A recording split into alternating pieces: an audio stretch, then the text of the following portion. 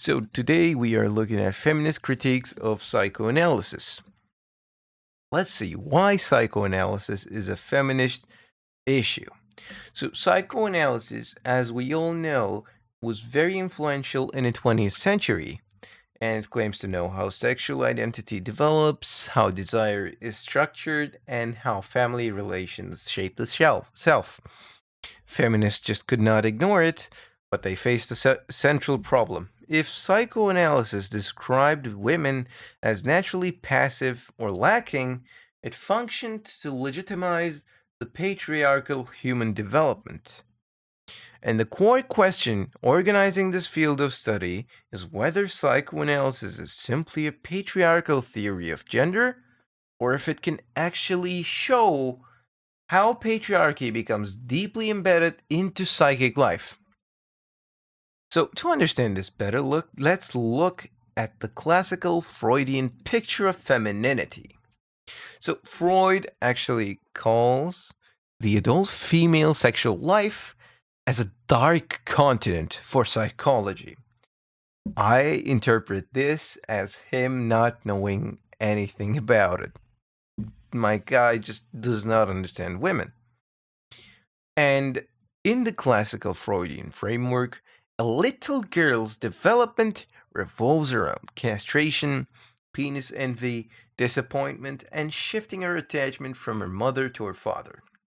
Now, as we all know, in males, there is the castration anxiety. What is it? If with the Oedipal complex. I'm not sure if I will be completely correct in explaining this, but as far as I know, a little child, falls in love with his mother, then gets afraid that his father will cut off his penis, so he stops being in love with his mother. That's basically the gist of it. And in females, it's the innate feeling that their penis was already cut off because they must have been in love with their mother in a past life or something, so they feel that they are lacking this penis.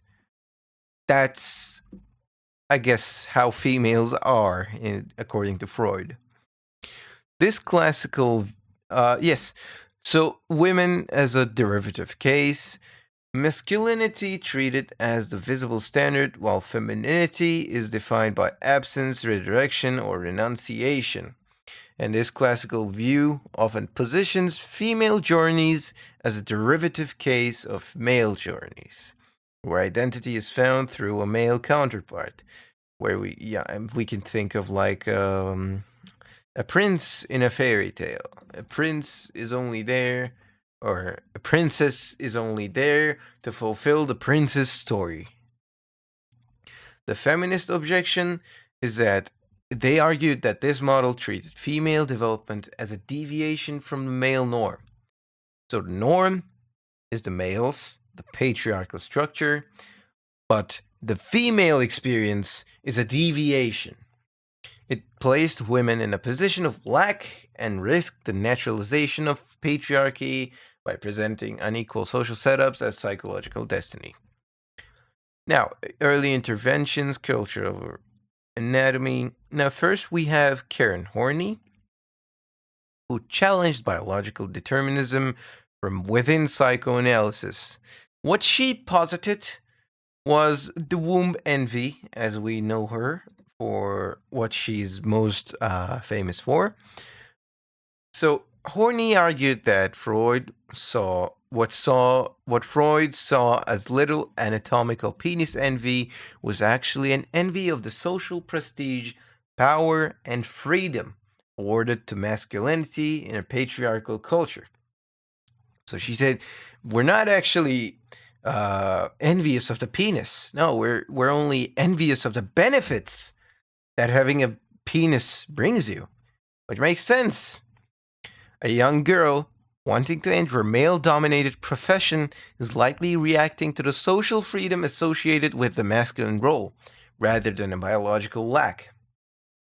So, maybe thinking of a trucker, they could be linking themselves to the freedom associated with being a trucker. Strong sense of self, strong, free, does whatever they want, etc. And a woman experiencing neurosis in a restrictive household is likely reacting to the clash between her personal desires and her lack of social power. Yes.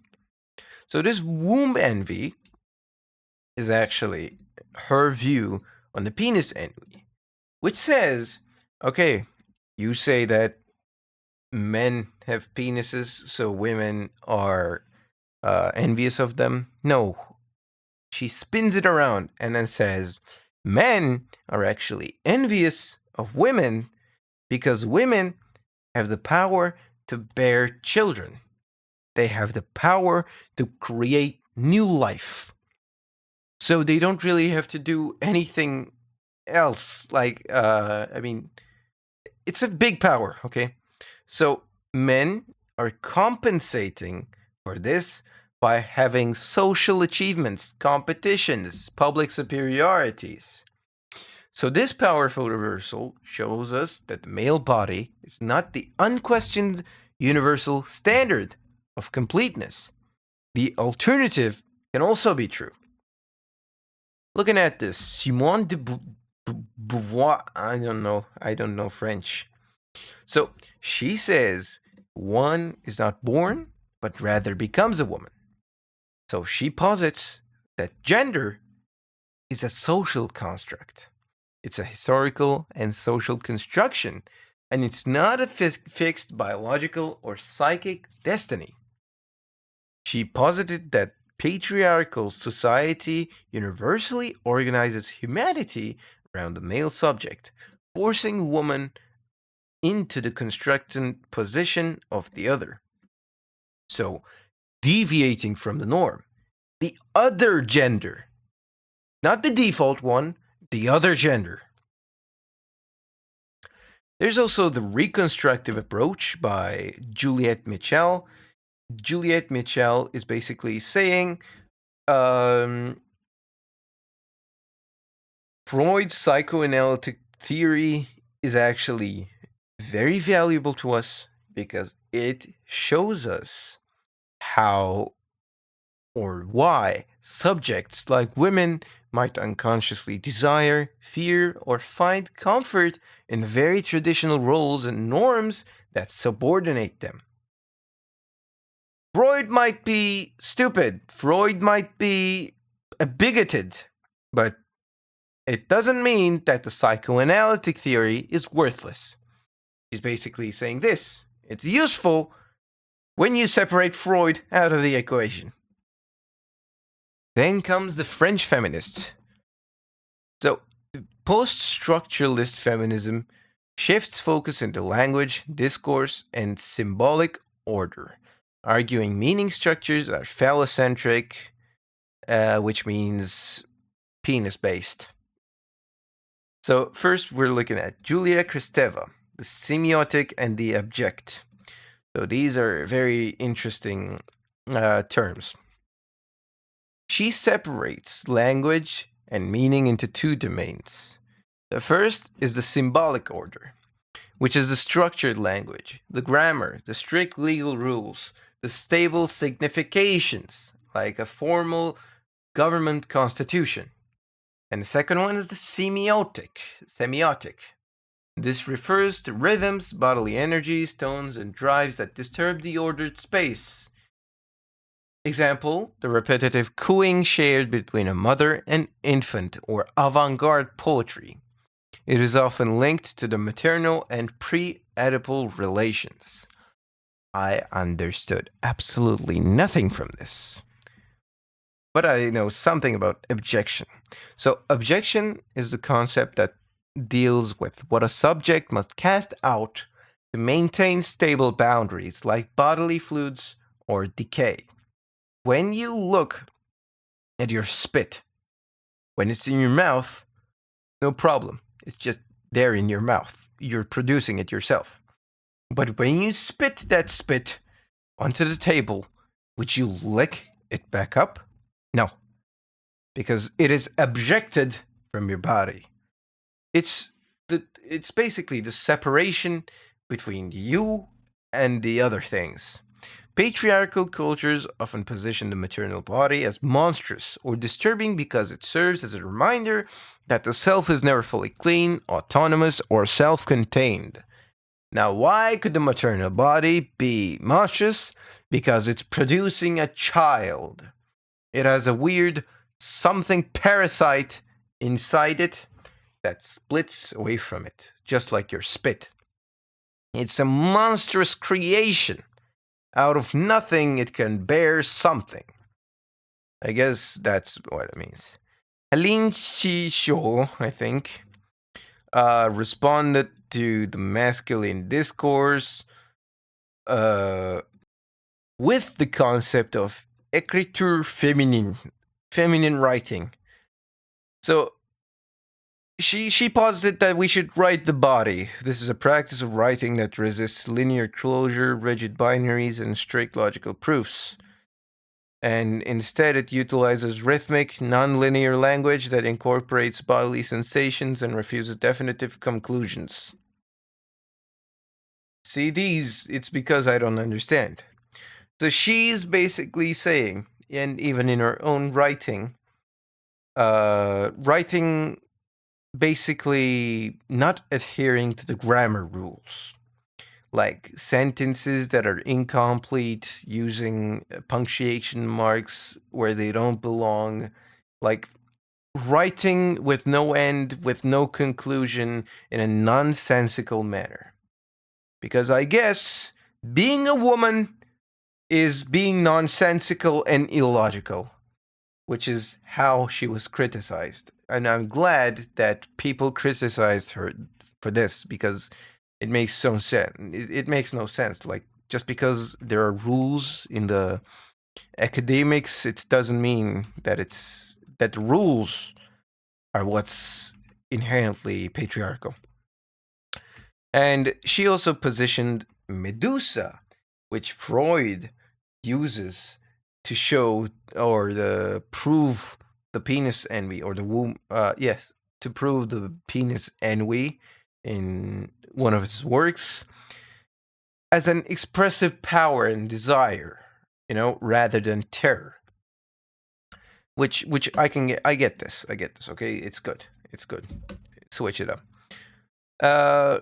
Luz Irigaray rejects describing the female sexuality as an absence or lack, because doing so relies on using a masculine standard as the universal measure of a complete human.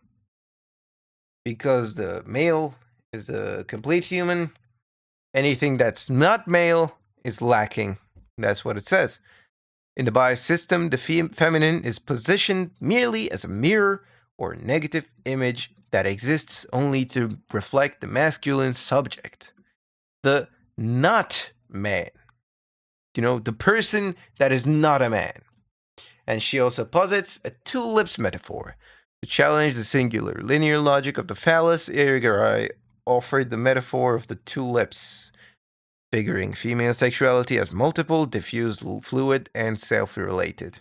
I wish I researched this more, but this is all you're going to get from me.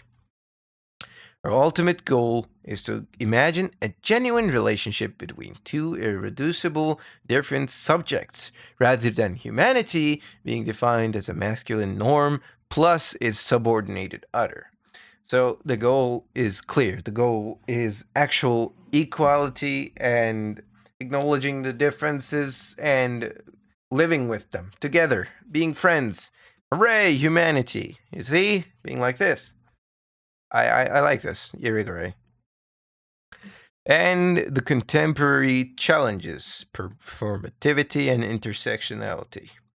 So, gender, Judith Butler, we're looking at Judith Butler. Butler argues that gender is not a fixed inner essence, but it's something that is constituted through repeated social acts, norms, and citations, like performance artists acting out various gender stereotypes to show that womanhood is just a series of acts.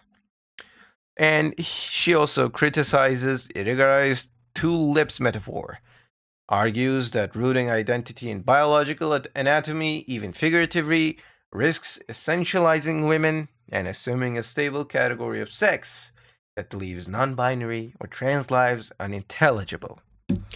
Looking at the future of psychoanalysis, it's used with queer theory, anti racist thought, intersectionality. It remains highly valuable for not for normalizing subjects, but for analyzing how power translates into desire, how shame operates, and how domination is maintained below the level of conscious belief.